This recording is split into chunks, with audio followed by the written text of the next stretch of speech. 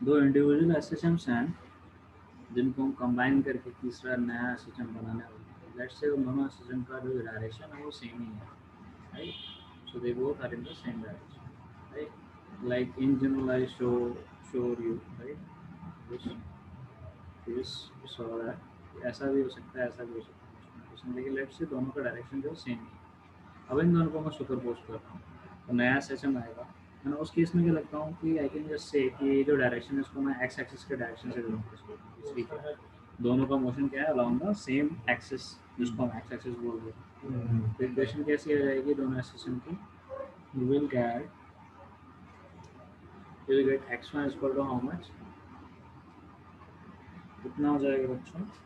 a1 sign omega T, है ना?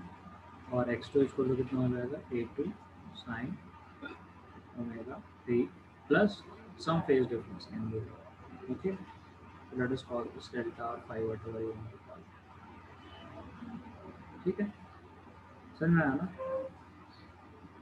ठीक है, इसका एम्पलीट्यूड ज़्यादा कम हो सकता है। मान लो कि x1 जो से a1 छोटा है तो x1 कैसा आएगा? ऐसा भी लाइक ऐसा ऐसा यहीं पे सिस्टम। दूसरा सिस्टम कैसा होगा? दूसरा सिस्टम जैसे a2 बड़ा है ना, तो that will be like amplitude बड़ा है, this is the amplitude, this is a2 and this is a1, ठीक है? So let's say this is x1 equal to वाला and this is x2 equal to a2 sin omega t plus 1। अब ये phase difference का मतलब क्या हुआ?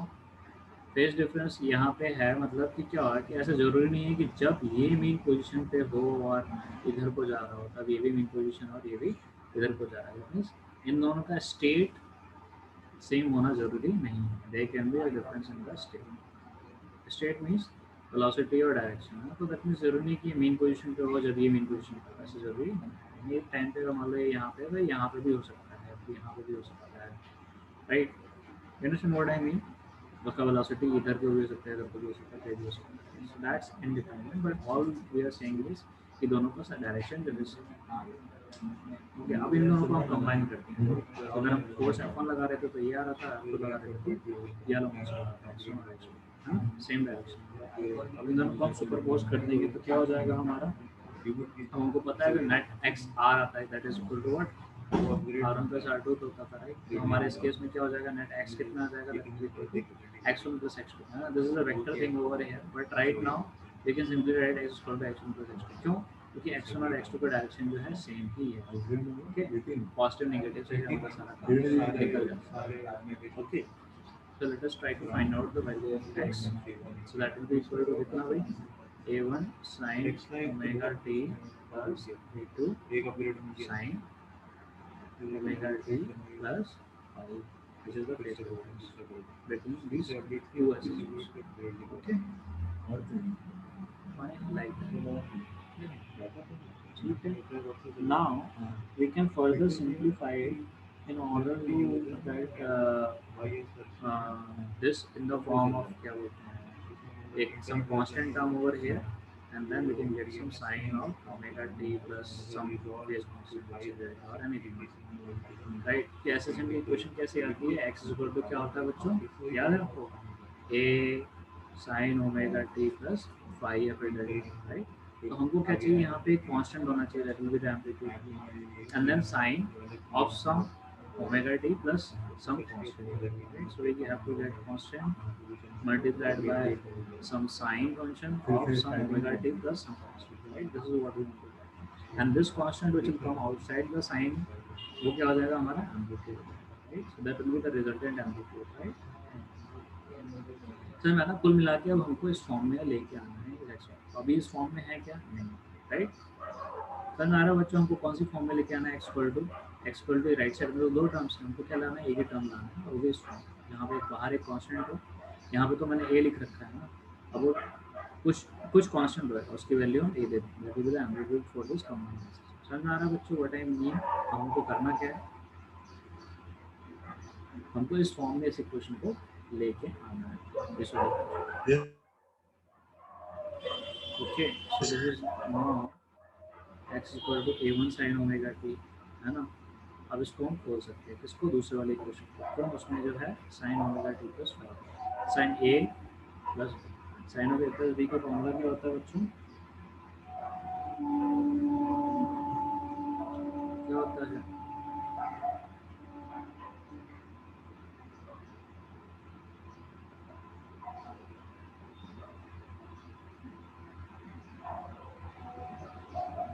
यही होता है, कुछ और होता है, यही होता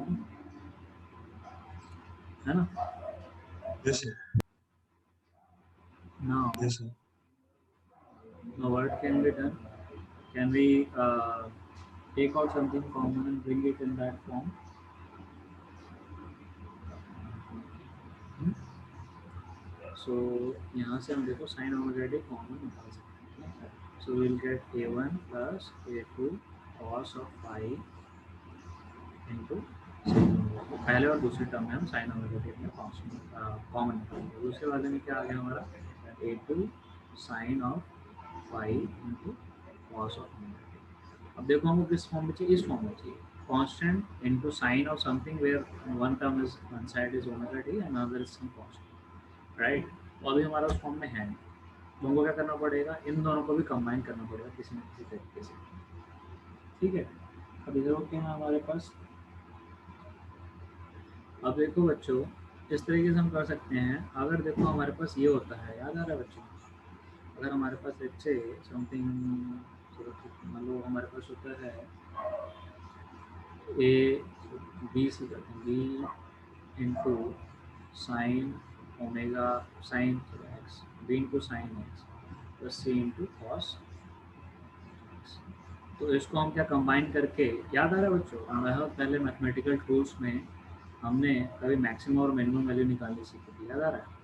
तो इस टाइप की अगर एक्सप्रेशन आती तो हम क्या करते थे, we wanted to find out कि हम इसको यहाँ पे कोई कॉस के साथ साइन लेके आ जाएँ किसी चीज़ का, और यहाँ पे साइन के साथ कॉस लेके आ जाए, बाहर कुछ कॉमन लेके आ जाए, then we can combine both of them together, so that will get just one trigonometric function inside, जिसकी मैक्सिमम मिनिमम वैल्यू क्या होगी, 1 और -1, है कि नहीं।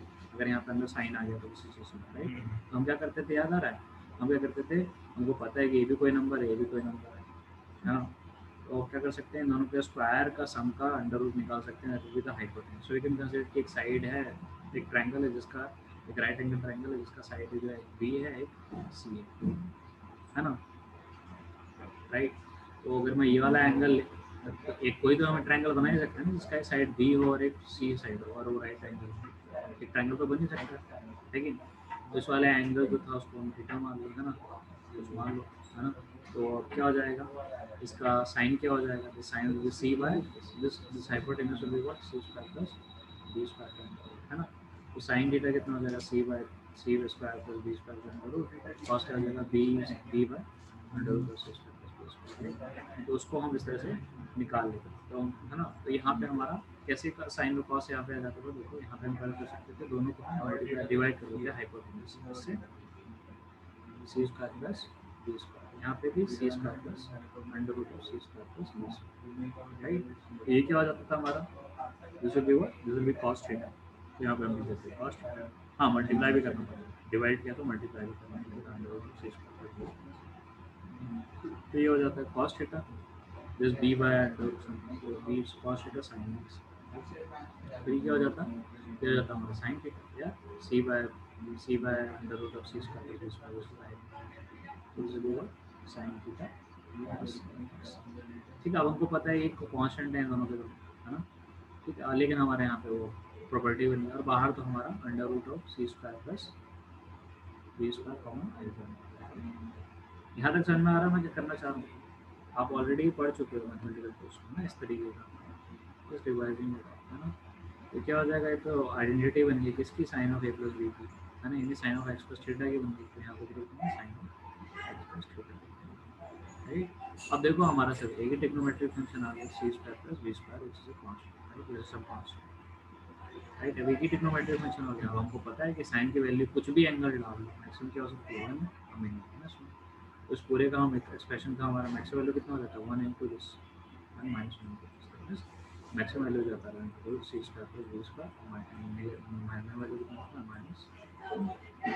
क्यों, क्योंकि हम ये कुछ भी चेंज कर रहे हैं, यही तो वेरिएबल है, एक्स तो वेरिएबल है, एक्स तो कांस्टेंट। याद आ रहा है ऐसा कुछ हमने किया था कभी मैथमेटिकल टूल्स में, बच्चों, सेम चीज़ अब आनी है। देखो यहाँ पे देखो आपके पास कांस्टेंट क्या है, तो यहाँ पे जो है आपके पास साइन ओमेगा टी है, वो यहाँ पे टी खाली वेरिएबल है, बाकी सब कुछ कांस्टेंट टी के अलावा, है ना। तो ओमेगा टी आपके लिए एक्स की तरह काम करता है ना, यहाँ पे ओमेगा टी, तो this kind of x works.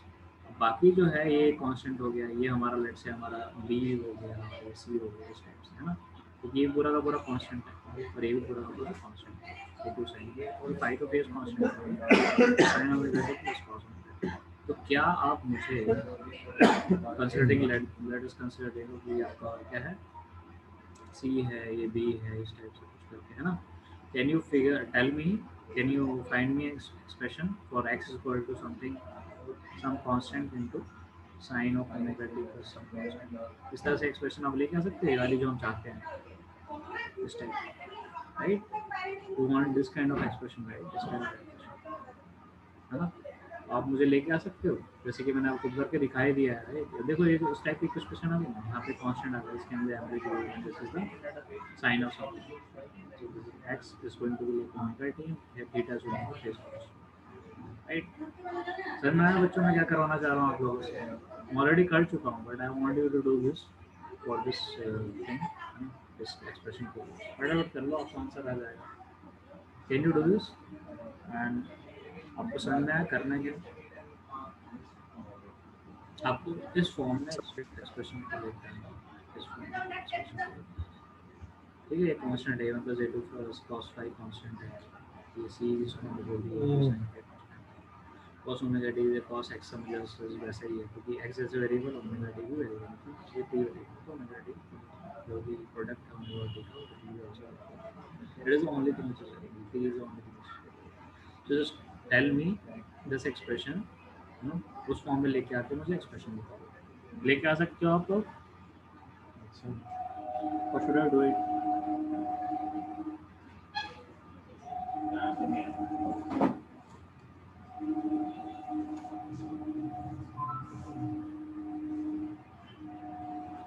अगर बुक्स में ऐसा दे रखा होता इसको आप ऐसा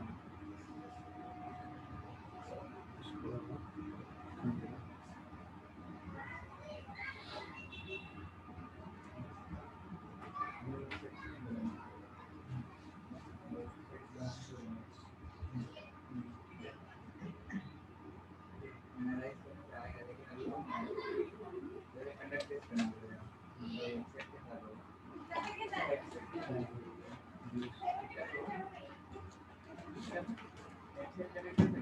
let us call this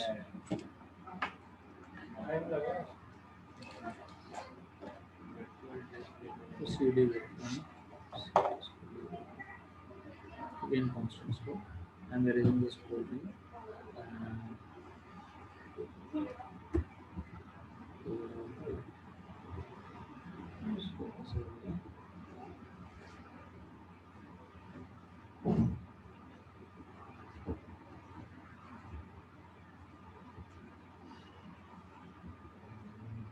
समझ में आ गया बच्चों क्या करना आपको, आपको इस फॉर्म में देखिए आ जाएगा, ठीक है। इनको आप सी और डी कॉन्स्टेंट्स मान लो, we are having sin of this constant,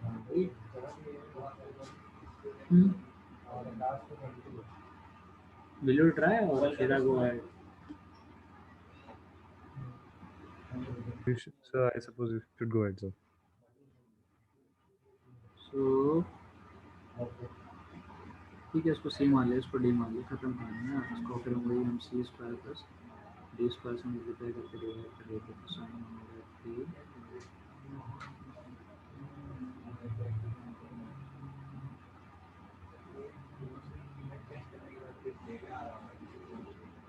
So multiplying and divided by under root of c square plus b square. Okay. So this will be, let's say, बाद में इसको वापस की वैल्यू डालना चाहिए, डाल सकता हूँ, बट फॉर द टाइम में I'll put it like that. इसको डिवाइड कर रखा है मैंने.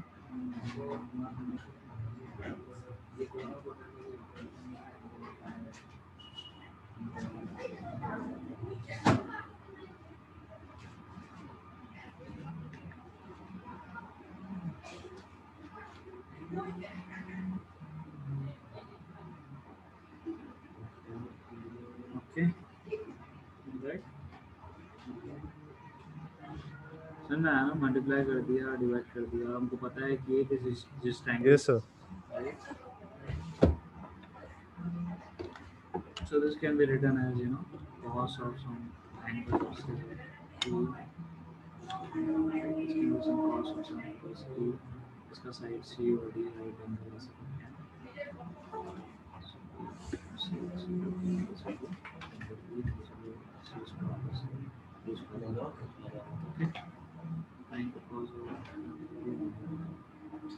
Plus this will be a very costly हो जाएगा, तो क्या हो जाएगा,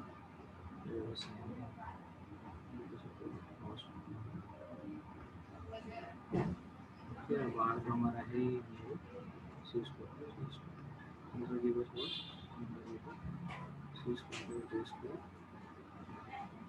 This is what, cos a sin b plus sin a cos b, है ना. So this will be what, sin a plus b means sin of omega t plus. तो हमारे पास आगे वाली इक्वेशन है. तो चलिए x इक्वल टू x इक्वल टू a sin of omega t plus some constant phi, है ना. ये सब कांस्टेंट, ये सब कांस्टेंट. ये हमारा एम्पलीट्यूड है, तो इस केस में हमारा ये जो है एम्पलीट्यूड होने वाला है. सम कांस्टेंट है, this constant, and this is going to be phase constant phi की वैल्यू. Okay. So the resultant SHM will have an amplitude of under root of c square plus d square. Now let's see c square plus d square की value क्या होगी in terms of the original amplitude C1 and A. तो c square plus d square की value कितनी हो जाएगी बच्चों? Amplitude c square plus d square, that is equal to और amplitude A, है ना. तो तुम्हारा A plus amplitude का हमारा, तो c की वैल्यू कितनी है, A1 plus A2 cos of phi का स्क्वायर प्लस क्या है ये A2 sin phi का स्क्वायर, इसका amplitude. Okay. Now if we see, try to evaluate what will be this. This will be A1 square plus A2 square cos of phi का square plus 2A1 A2 cos of phi plus A2 का square plus into A2 का square into sine of phi का square, right. सो इसमें देखेंगे A2 square cos square phi and A2 square sin square phi, दोनों combine करेंगे तो क्या हो जाएगा, A2 स्क्वायर कॉमन आ जाएगा, sin square plus cos square phi क्या हो जाएगा, 1 हो जाएगा, right. So this will B A1 square, और इसके अंदर रूट के अंदर सब कुछ रहेगा. This will B A1 square plus A2 square plus 2A1 A2 cos phi. This is the net amplitude resultant amplitude. It comes out to be equal to this in terms of the initial two amplitudes, है ना, SHM1 और SHM2 के amplitude के terms में ये आ जाता है. ये आपको एक्सप्रेशन देख के कुछ याद आ रहा है? आपको याद आ रहा है कि अगर दो वेक्टर्स को हम ऐड करते हैं, लेट्स से वेक्टर A और वेक्टर B को हम ऐड करते हैं, तो उसका जो रिजल्टेंट लेट्स से R आता है, उसका मैग्नीट्यूड कितना हो जाता है, इतना ही होता है ना, A square plus B square plus 2AB cos theta, ये होता है ना उसका मैग्नीट्यूड, यार राइट, यही होता है ना, है कि नहीं. So it's the same, right? A is the kind of resultant and A B की जगह A1 A2, right? Same, right? So it can be treated in a similar way. Phi is what? Phi is the phase difference between the two SHMs. ठीक है. SHM1 का क्या था, sin omega t था, दूसरा SHM2 का था A2 sin omega t plus phi. ठीक है ना. So इस तरीके से हम देख सकते हैं. This is just like the vector sum of two vectors, you know, A1 and A2, which are having an angle between them of five. याद आ रहा है ना बच्चों? Okay. Yes, sir. And if you want to find out the value of let's say tan of epsilon or e, tan of e, and that will be what? That will be equal to what?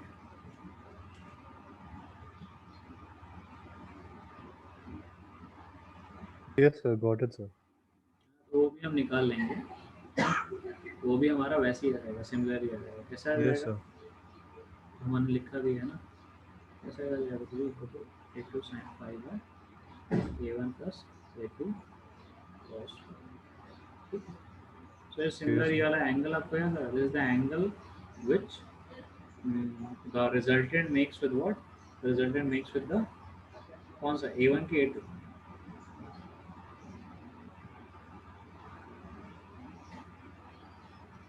So with A1, sir. a1 की a2। So A1, sir.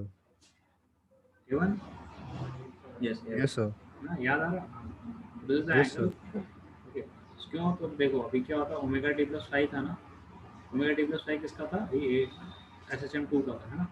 S H M one का था, omega T का ना। तो omega T से कितना extra हो जा रहा है? ये एक्स्ट्रा हो जा रहा है, और इससे बना रहा है, किससे बना रहा है? एस एच एम वन से बना रहा है। And anyways we remember with the formula also. ठीक है। तो phase difference between the SHM1, which is equal to x1 is equal to a1 sine omega t, and the phase difference between the SHM1 and the resultant SHM of the two SHMs is what? E. Okay. So this angle is made between, or it's a phase difference between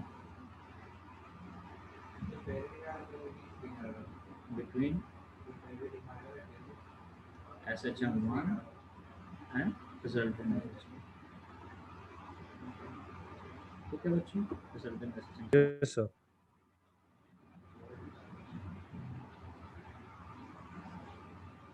All right. Now let's do a quick question. You having a class, पहले?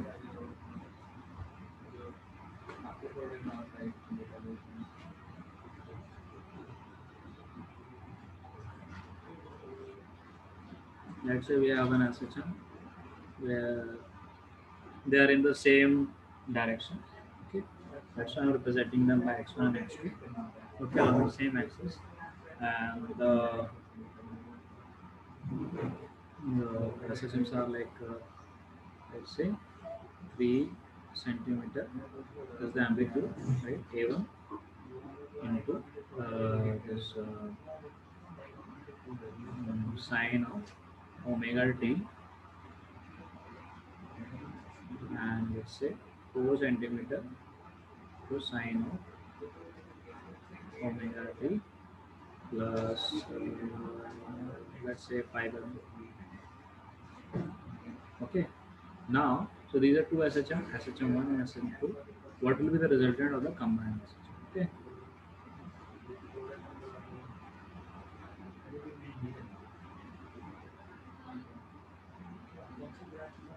Pair of resultant SHM। समझ में आ रहा है ना बच्चों? क्या करना है आपको? क्लियर है? Yes, sir. फटाफट करके बता दो। A1 A2 की वैल्यू दे रखी है, 5 की वैल्यू दे रखी है, आपको क्या निकालना है? A की वैल्यू निकालना है, मतलब नेट A की वैल्यू निकालना है।